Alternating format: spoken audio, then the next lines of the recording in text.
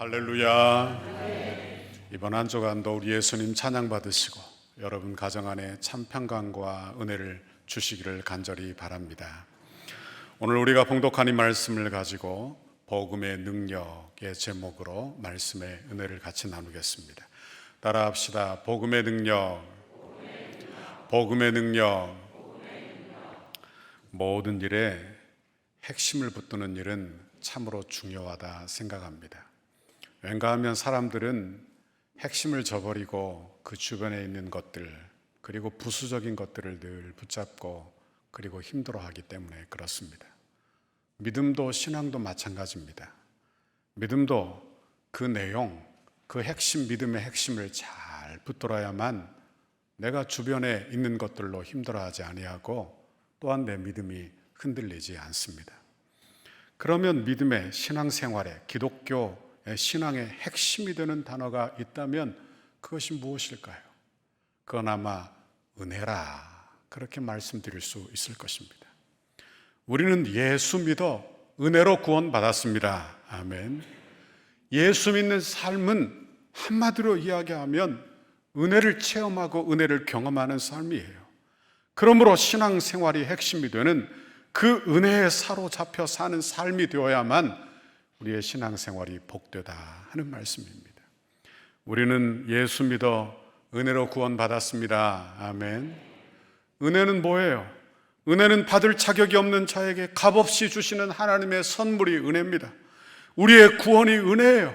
내게는 아무런 자격이 없어요. 내게 무슨 공로가 있어서 구원받은 게 아니에요. 오직 그리스도의 십자가 은혜로 값없이 믿음으로 구원을 얻은 줄 믿습니다. 오직 은혜, 이것이 바로 우리의 신앙생활의 전부다, 그렇게 말씀드릴 수 있습니다. 그러므로 신앙생활은요, 이 은혜를 얼마나 기억하고 사는가, 이 은혜를 얼마나 깊이 아는가에 달려있는 줄 압니다. 은혜를 기억하면 성도의 삶을 살지만 은혜를 잊어버리면 내 행위가 되살아나게 되는 거예요. 예수 십자가의 복음, 그 복음은 우리의 공로를 부끄럽게 합니다. 그래서 성도는 복음을 가까이 하면 할수록 내 의가 사라지고 겸손한 사람, 주님 사랑하는 사람이 되는 줄 믿습니다. 그러면 성도가 은혜로 구원을 받았는데 그러면 우리 안에 무슨 일이 일어난 것입니까? 은혜가 무엇입니까? 우리는 이 시간에 질문하며 은혜 받기를 바랍니다. 첫 번째로 전적으로 타락한 인간을 묵상합시다. 하나님은 인간이 전적으로 타락했다, 이렇게 말을 해요. 하나님의 은혜는 이 타락한 데서부터 시작하는 것입니다. 로마서 3장 10절, 기록된 바 의인은 없나니 하나도 없으며 깨닫는 자도 없고 하나님을 찾는 자도 없고 다 치우쳐 함께 무익하게 되고 선을 행하는 자가 없도다. 그래서 성경은 인간을 뭐라고 진단하느냐? 죄인이라는 거예요. 죄인. 어둠 속에 있어서 자기가 무슨 죄인인지도 알지 못하고, 그리고 죄를 지으면서 늘 죄인이 되는, 하나님께 나가지 않는, 내 해결책을 찾지 못하는 그런 악한 죄인이라고 우리에게 가르쳐주고 있어요. 골로새서 1장 21절, 전에 악한 행실로 멀리 떠나 마음으로 원수가 되었던 너희라고 이야기합니다. 죄의 결과로 우리가 어떻게 되었다고요? 하나님께 멀리 떠나 하나님과 원수가 되어, 그러니까 하나님과 원수가 되어 죄를 알지도 못하고 죄에 치우쳐 늘 쓸모없는 인생이 되었다, 그런 말씀이에요. 이게 바로 성경이 우리에게 가르치는 인간의 실상이다 하는 말씀입니다. 인간은 전적으로 타락했어요. 제가 전적 타락을 이야기할 때마다 드는 예화가 있어요. 여기 물컵이 이렇게 있습니다. 여기를 한번 보십시오. 여기에 물컵이 이렇게 있는데 여기에 아주 독한 동물 한 방울을 여기에 떨어뜨렸다고 봅시다. 그러면 이 물은 어떤 물입니까? 동물이죠. 마셔서는 안 되는 물이에요. 그러면 이 물이 떨어졌는데 위에 건 깨끗하고 밑에 건 더럽고, 그러니 위에 건 마셔도 되고 밑에 건 마시면 안 되고, 이런 게 아니에요. 다시 말하면 위부터 아래, 옆에 좌우 할 것 없이 모든 물이 다 오염이 된 것입니다. 그렇죠. 이것이 바로 우리가 타락했다는 말의 이야기가 되는 것입니다. 사람이 죄를 지어 타락해요. 그러면 어떤 상태가 되느냐? 이렇게 우리의 전인, 우리의 마음과 생각, 육체, 전인적인 삶이 전부 다 죄로 오염되었다는 말이에요. 그러니까 우리 안에서 나오는 것이 다 죄다. 시편 51편 5절에 보면 내가 죄악 중에 출생하였으며 어머니가 죄 중에 나를 잉태하였나이다. 이 말은 어머니 탓이다 이 말이 아니고요, 이건 내 뼛속까지 다 죄인이다, 나는 죄인이다, 이런 말이에요. 이게 무슨 말인가 하면 내게 소망이 없다, 이런 말씀입니다. 여러분, 우리에게는 소망이 없어요. 좋은 집에 산다고 좋은 사람 되는 게 아닙니다. 좋은 옷을 입는다고 내 죄가 가려질 리가 없다, 그런 말씀이에요. 우리는 죄를 깨닫지 못할 뿐이지, 죄를 인정하지 않을 뿐이지, 그저 잊어버리고 살 뿐이지, 여전히 우리 안에는 죄가 활개를 치고 다닌다. 그러니 죄가 얼마나 역사를 하고 있는지 우리는 알아야 하는 거예요. 로마서 1장 28절에 보니까 또한 그들이 마음에 하나님을 두기를 싫어하며, 그러니까 하나님과 떨어졌어요. 하나님과 떨어져 죄인의 상태가 어떻게 되느냐, 하나님이 그들을 그 마음의 상실한 대로 내버려 두사 합당하지 못한 일을 하게 하셨어요. 그러니까 성도로 합당하지 못한 일, 하나님의 형상으로 창조된 인간이 합당하지 못한 일을 하게 되는데 그 결과가 어떻게 나타나느냐, 29절에 보니까 곧 모든 불의, 추악, 탐욕, 악의가 가득한 자요, 시기, 살인, 분쟁, 사기가 가득한 자요, 악독이 가득한 자요, 수근수근하는 자요, 비방하는 자요, 하나님께서 미워하시는 자요, 능욕하는 자요, 교만한 자요, 자랑하는 자요, 악을 도모하는 자요, 부모를 거역하는 자요, 우매한 자요, 배악한 자요, 부정한 자요, 무자비한 자라 그랬어요. 여러분, 이 말을 들으면 불편하십니까?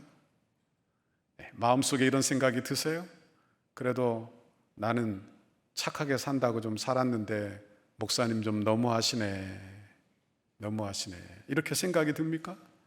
그런데 우리의 착한 마음과 행동조차도 우리의 타락하고 부패한 마음에서부터 다 나온다는 거예요. 다 나와요. 제가 무슨 말씀을 드리려고 하는가 하면 나는 안 된다는 이야기를 하는 것입니다. 내 것을 가지고서는 안 된다는 이야기, 내 것을 가지고 하나님께 나가려는 그 시도가 악하다, 그런 말씀입니다. 여러분, 도저히 하나님을 기쁘시게 할 수 없고 하나님께 나갈 수 없다, 그런 말씀을 드리는 거예요. 제가 이야기할 때마다 아이 이야기를 들어요. 아이들이 태어나면 천사 같죠? 그렇죠? 여러분의 손녀, 손자 태어나면, 여러분의 자녀가 태어나면 천사 같아요. 그런데요, 부모가 아이에게 거짓말 가르칠 리가 없는데 아이가 조금 지나면 거짓말을 살살 합니다. 거짓말을 살살 해요. 지난주에 우리 노예 시차례가 우리 교회에서 있었어요. 한 노예 목사님이 자기 손자 자랑을 이렇게 하셨어요. 내 손자는 할아버지를 가지고 놀아요, 이렇게 이야기하더라고요. 할아버지를 가지고 놀아요. 뭔 말인가 했더니 자기 손자 자랑을 하는데 이 손자가 할아버지에게 할아버지 나가요, 할아버지 나가요 막 떼를 쓴대요. 그러면 바람 쐬고 싶은가 보다. 그리고는 손잡고 나간대요.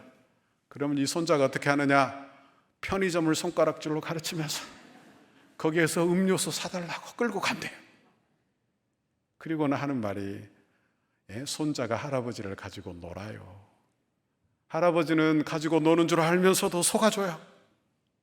왜 뭔 이야기를 하고 있는가 하면 아이가 태어나면서부터 전부 다 악한 마음들을 다 가지고 태어난다. 그럼 제가 유아 세례를 줄 때마다 제가 묻는 질문이 있습니다. 부모에게 꼭 물어요. 이 아이가 죄인인 것을 인정합니까? 인정하지 못합니다. 그러면 유아 세례를 못 받아요. 못 받아요. 죄인인 것을 인정합니까? 이렇게 천사 같은데 죄인인 거 인정하냐? 인정합니다. 그러면 이 아이는 누구를 믿어야 구원을 얻느냐고? 예수 믿어야 구원을 얻습니다. 이렇게 대답해야 유아 세례를 받아요. 여러분, 우리는요 다 죄인입니다. 나를 너무나 좋게 보지 마세요. 상황만 주어지면 다 죄질 사람들이라, 그런 말씀이에요. 사도 바울이 회개하는데 이렇게 회개해요. 내가 죄인 중에 괴수입니다. 내가 죄인 중에 괴수입니다. 회개, 구원에 이르게 하는 회개는 내가 누구인지 아는 데서부터 출발하는 거예요. 내가 죄인입니다. 내가 죄인입니다.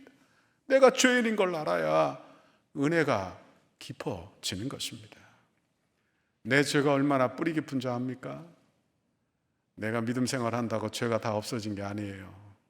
뿌리를 얼마나 깊게 내리고 있는지 신앙을 의식으로 자꾸 만들어가는 거예요. 신앙을 내 공로로 자꾸 만들어가는 거예요. 사람들이요. 그러니까 신앙에 관록이 붙어서 예수 오래 믿고 교회 오래 다니면 주님만 사랑하고 우리 주님 사랑으로 만족합니다. 이렇게 되지 아니하고 의식으로 신앙을 바꿔가는 거예요. 공로로 신앙을 바꿔가는 거예요. 얼마나 악하지. 예배는요, 거룩하신 하나님을 만나는 것입니다. 아멘. 그의 독생자 예수 그리스도를 사랑하는 거예요. 그래서 그분이 이야기하신, 그분이 제시하신 복음에 순종하는 거예요. 순종하는 거예요. 이게 예배인데, 죄인이 예배를 의식으로 자꾸 바꿔요. 의식 잘 지키면 예배인 줄 알고 착각을 한다, 그런 말씀이에요. 여러분, 무슨 말씀입니까? 내 것으로는 안 돼요. 내 공로로는 절대로 안 돼요. 예수 믿어 성령으로 거듭나야 합니다. 은혜 받아야 합니다. 아멘. 은혜 받아요. 요즘은 전기 없으면 살 수 없죠. 세상의 모든 게 다 전기로 움직입니다. 우리 교회도 지하에 성전이 있어서 여기 불 다 끄고 나면요, 아무것도 안 보여요. 암흑천지가 돼요. 그런데 한번 생각해 보세요. 암흑천지가 됐는데, 여러분 교회 나올 때 화장을 하고 나오셨죠? 그럼 화장을 하려고 더듬 이렇게 내가 화장할 물건을 찾았어요. 그래서 눈썹을 그린다고 눈썹을 쫙 그리고 왔는데 밖에 나와서 보니까 빨간 누주를 여기다 바르고 나왔어요. 빨간 누주를. 그것도 모르고 잘했다고 나왔죠. 빛이 들어오면 어떻게 될까요? 부끄러운 모습이 드러나는 거예요. 부끄러운 모습.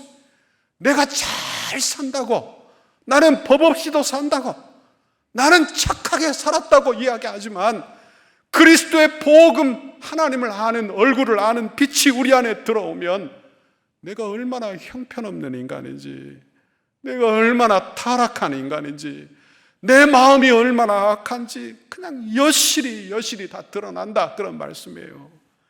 여러분, 이와 같이 내가 아무리 착하게 살아도 하나님이 받으실 만한 것이 안 됩니다. 하나님이 받으실 만한 것이 안 되는 거예요. 로마서 3장 23절, 모든 사람이 죄를 범하였음에 하나님의 영광에 이르지 못하더니. 모든 사람은 다 치우쳤어요. 죄의 결과는 죽음입니다. 히브리서 9장 27절, 한 번 죽는 것은 사람에게 정하신 것이요 그 후에는 심판이 있으리니.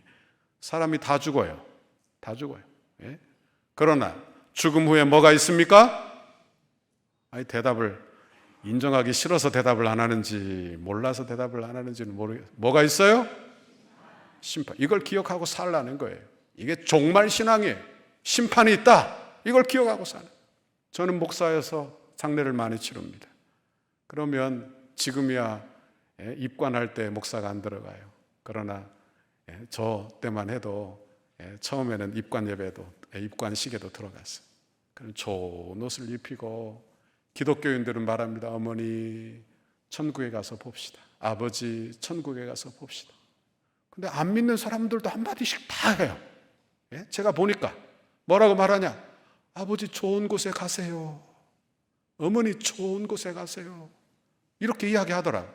그래서 제가 알았어요. 아, 사람 마음속에 사람이 죽으면 끝이다 이렇게 생각하지 않고, 사람 마음속에 사람이 죽어도 영원히 살아있구나, 이걸 뼛속에다 하나님이 기록해 놓으셨구나 하는 걸 알았어요.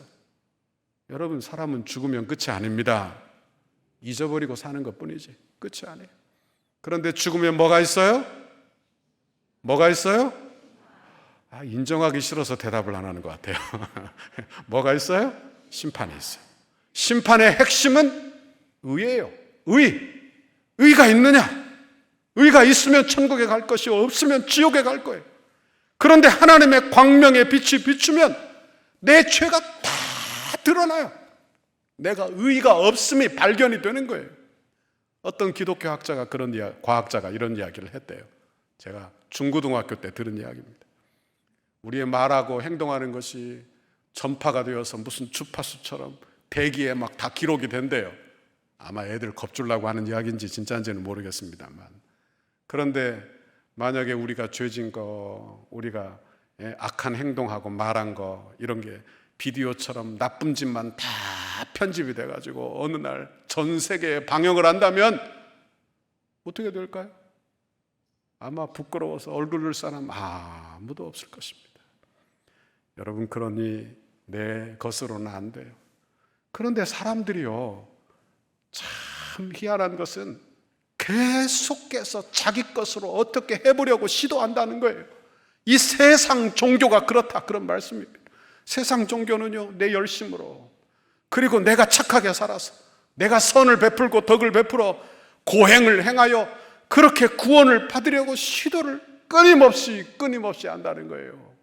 여러분, 그걸로는 안 되는데, 그걸로는 안 돼요. 코로나 시대가 돼서 여행을 못 가니까 제가 가끔 눈요기를 TV로 합니다. 여러분도 그렇습니까? TV로 세계 여행하는 프로그램을 애청합니다. 한 번씩 봐요. 그래야 속도 좀 트이고 그러니까. 그런데 어느 날 올해 전에 봤던 내용이 떠올랐어요. 네팔에 어떤 불교도들이 고행을 하는데 자기 죄를 씻는다고, 자기 업보를 씻는다고 몸에 막 가죽, 고무, 타이어 이런 걸 잔뜩 붙이고는 이렇게 엎어졌다 일어났다, 이렇게 엎어졌다 일어났다, 그 일을 계속 수십 킬로를 하고 몇 날 며칠을 하며 그 일을 몸이 으스러져라 할 정도로 수행을 하는 거예요. 그러나 기억하십시오. 그렇게 수행한다고 죄가 사라지지 않습니다. 여러분, 착하게 산다고 내가 전에 지었던 죄가 없어지지 않습니다. 없어지지 않아요. 그걸 기억해야 되는 거예요. 두 번째로 우리가 묵상할 내용은 복음에 나타난 하나님의 의를 묵상합시다. 전적으로 타락했다는 것은요, 내게 소망이 없다는 이야기예요. 나는 안 된다는 이야기예요. 그러니까 하나님이 어떻게 하셨느냐? 하나님의 방법을 우리에게 보여주셨어요. 하나님의 방법, 그 방법은 뭐냐? 행위로 되는 것이 아니라 오직 은혜로 되는 그 하나님의 방법을 우리에게 제시하신 것입니다. 우리에게 소망이 없으니까, 내 의로는 안 되니까 오직 믿음으로 예수를 믿어 받는 그 의, 그것을 우리에게 제시해 주시는 거예요. 17절 말씀을 보십시오. 복음에는 하나님의 의가 나타나서 믿음으로 믿음에 이르게 하나니 기록된 바 오직 의인은 믿음으로 말미암아 살리라 함과 같으니라. 아멘. 복음에 뭐가 나타났어요? 복음에 뭐가 나타났어요? 구절을 다시 보여줘야 할 텐데 싹 지워버리니까 모르네요. 복음에 뭐가 나타났어요? 하나님의 의가 나타났어요. 내 의가 아니에요. 내 공로가 아니에요. 내 착함이 아니에요. 내 것으로는 안 돼요. 내 것으로는 안 돼요. 그걸로 시도하지 말아야 돼요. 오직 하나님의 의로 되는 거예요. 그걸 우리에게 보여주신 거예요. 그 의는 누구시냐? 바로 복음에 나타난 예수 그리스도의 의를 우리에게 보여주시는 줄 믿습니다. 그러면 예수님이 우리에게 의가 되시고 하나님의 의가 되셨다면 이게 무슨 뜻일까요? 이게 무슨 뜻이에요?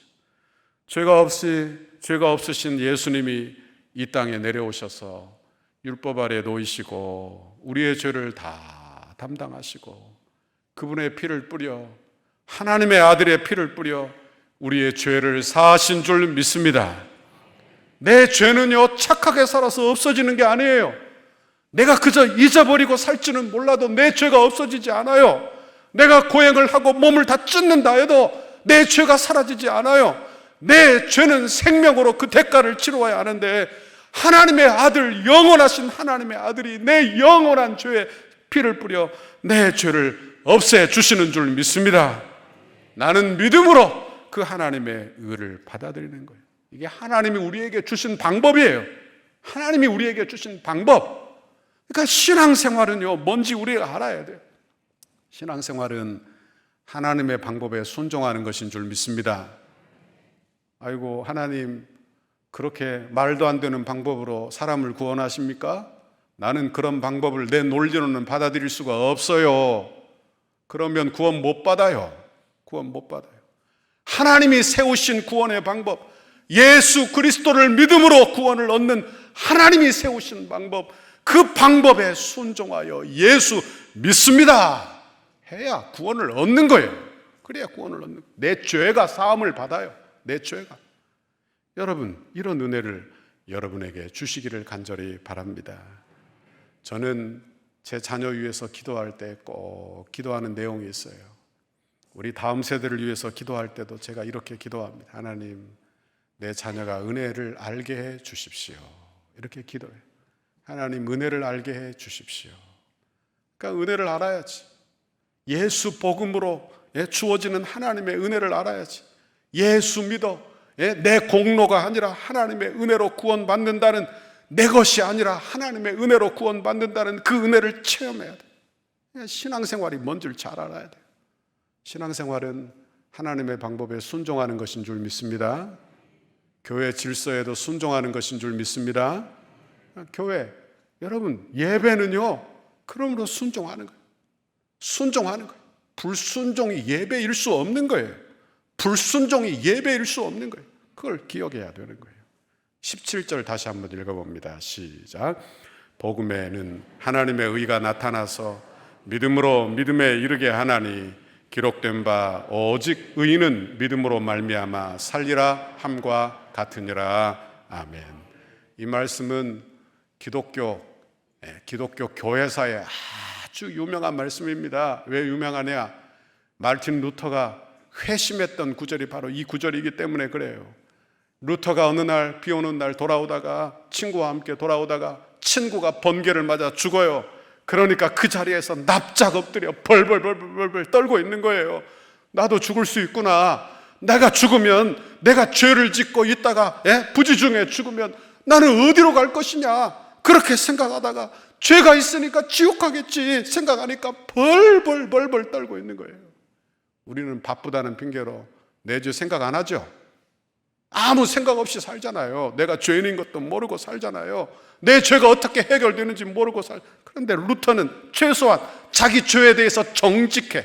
자기 죄의 문제에 대하여 정직해요. 그리고는 그날 당장 수도원에 가 수도사가 되었어요. 그리고는 성 베드로 성당을 무릎으로 그냥 기어오르면서 고행을 하고 고해 성사를 하고 아무리 애를 쓰고 노력을 해도 자기에게 괴로움이 더하는 거예요. 괴로움이 더한. 그러니까 고행을 아무리 해도 무슨 생각이 드느냐? 늘 부족해. 내 노력에 늘 한계가 있어요. 내 고행이 늘 부족해. 그러니까 뭘 찾아오느냐? 노력하면 노력할수록 죄책감이 찾아와요. 노력하면 노력할수록 죄책감이. 그러니까 이 루터가 그 죄책감에 엎드려 기도하다가 그가 로마서를 묵상하다가 하나님의 은혜를 깨닫는 것입니다. 하나님의 은혜를 깨닫는. 그가 탑에서, 수도사가 있는 탑에서 이 깨달았다고 해서 탑의 깨달음이라 그렇게도 이야기해요. 어떤 깨달음을 얻느냐? 하나님의 은은 능동적인 의가 아니라는 걸 깨달아요. 말이 좀 어려운데 이런 뜻입니다. 능동적이라는 말은 내가 뭘 해가지고 얻는 거잖아요. 그러니까 내가 뭘 해가지고 얻는 게 아니라는 거예요. 그리스도, 기독교의 은은 수동적인 은데 그게 무슨 뜻이냐 이런 말이. 하나님이 이루신 것을 믿음으로 그냥 받는 거예요. 이런 의를 우리에게 말씀해 주는 거예요. 그러니까 내가 노력해서 받는 게 아니에요. 고행을 해서 받는 게 아니에요. 착하게 살아서 될 일이 아니에요. 나는 예수님께서 하신 그 의를 내가 믿음으로 받는 것입니다. 루터가 이걸 깨닫고요, 죄책감이 떠나갔어요. 죄책감이 떠나갔어요. 하나님께서 여러분에게도 이런 귀한 축복을 주시기를 간절히 바랍니다. 기독교 신앙은 참 평강과 은혜인데 여러분, 우리 안에 이런 평강이 여러분에게 넘치게 임하시기를 간절히 바랍니다. 교회를 오래 다니고 신앙생활을 오래 하고 직분을 오래 감당해도 신앙생활 하면 할수록 죄책감이 여러분에게 있습니까?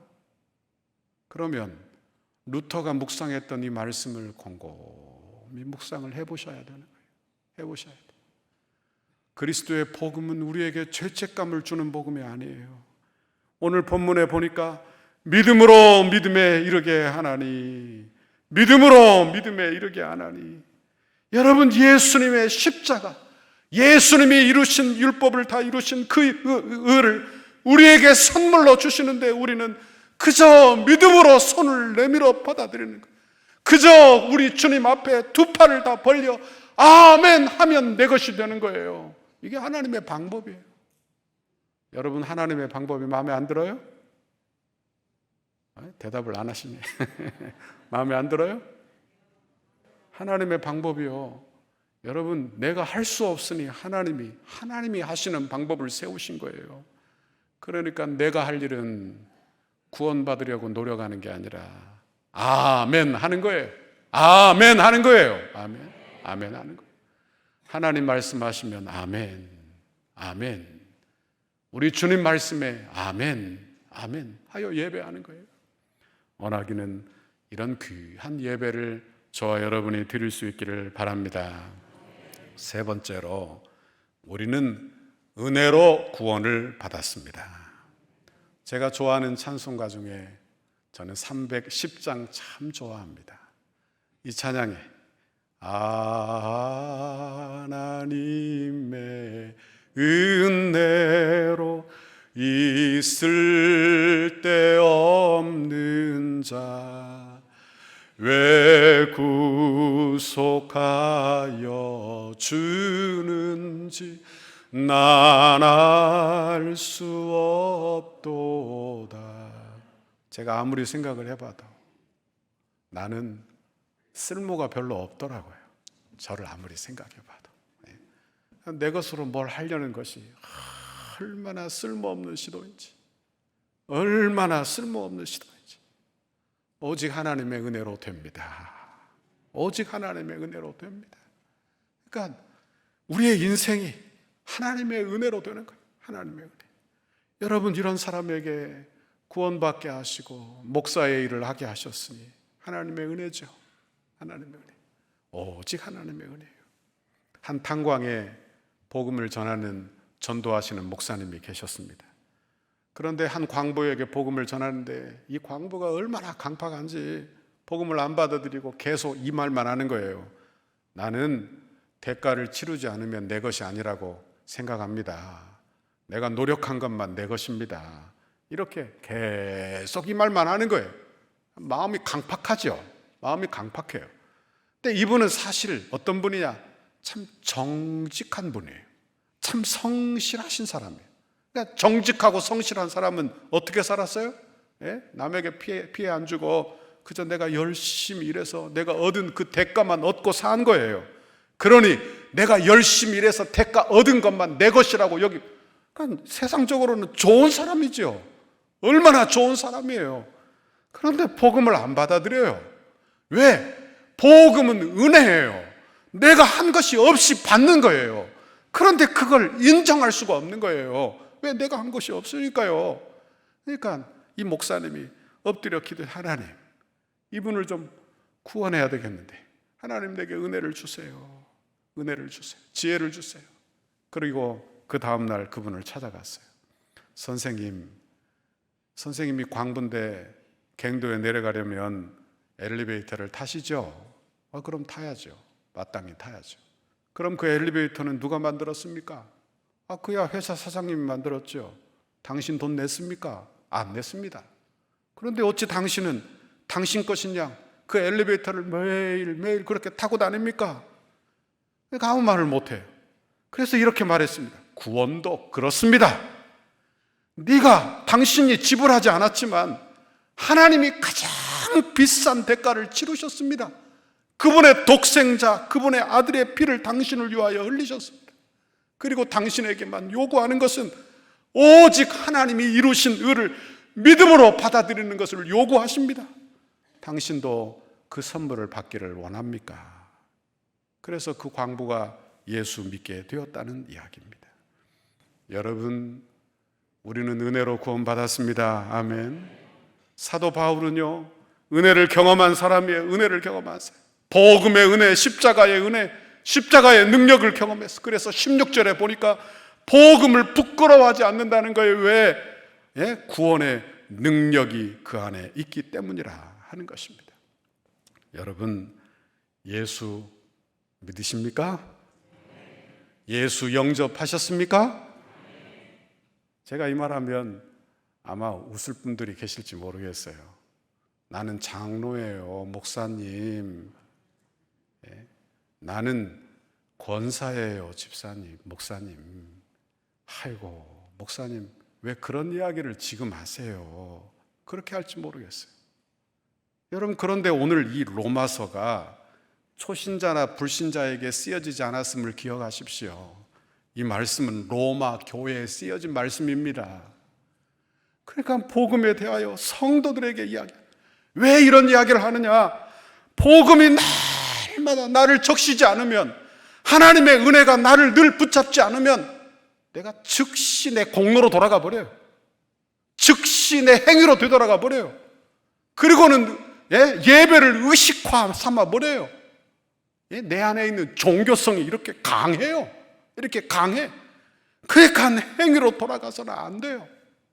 우리의 신앙생활은요, 오직 은혜로 되는 것을 믿으시기를 바랍니다. 오직 은혜로 된 거예요.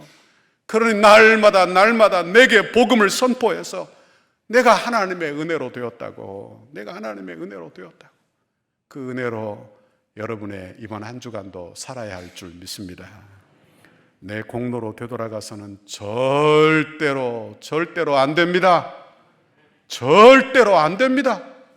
내가 뭘 했다 이렇게 되돌아가면 여러분, 그 하나님 기쁘시게 하지 못해요. 하나님 기쁘시게 하지 못해요. 원하기는 여러분 하나님의 은혜로만 되었다고, 주님 사랑하는, 주님 사랑의 깊이가 더해가는 여러분의 신앙생활 되기를 간절히 바랍니다. 그 은혜에 매여 살기를 바랍니다. 은혜 없으면 안 됩니다. 주님 사랑 없으면 안 됩니다. 이렇게 고백하는 저와 여러분이 이번 한 주간 다 되시기를 주님의 이름으로 축원합니다. 기도하겠습니다. 하나님 아버지, 고맙고 감사합니다. 오늘 하나님의 귀한 말씀 우리에게 들려주시며 우리의 공로가 아닌, 우리의 의가 아닌 오직 하나님의 의 예수 그리스도로 구원받음을 우리에게 가르쳐 주시니 감사합니다. 하나님, 은혜로 되었으니 내가 주님 앞에 서는 날까지 은혜로 붙잡혀 살게 해주시고, 다시 내 행위로 돌아가는 일이 없게 하나님 인도하여 주시고, 내 의로 돌아가는 일 없게 하나님 인도하여 주시고, 오직 은혜로 되었습니다. 주님 사랑합니다. 이렇게 고백하며 사는 우리 덕소교회 성도들 다 되도록 주여 축복해 주옵소서. 그 은혜 받아 이 땅에서 믿음으로 하나님 순종하며 사는 믿음의 사람, 아버지 축복의 사람이 다 되도록 복 내려 주옵소서. 예수님 이름으로 기도하옵나이다. 아멘.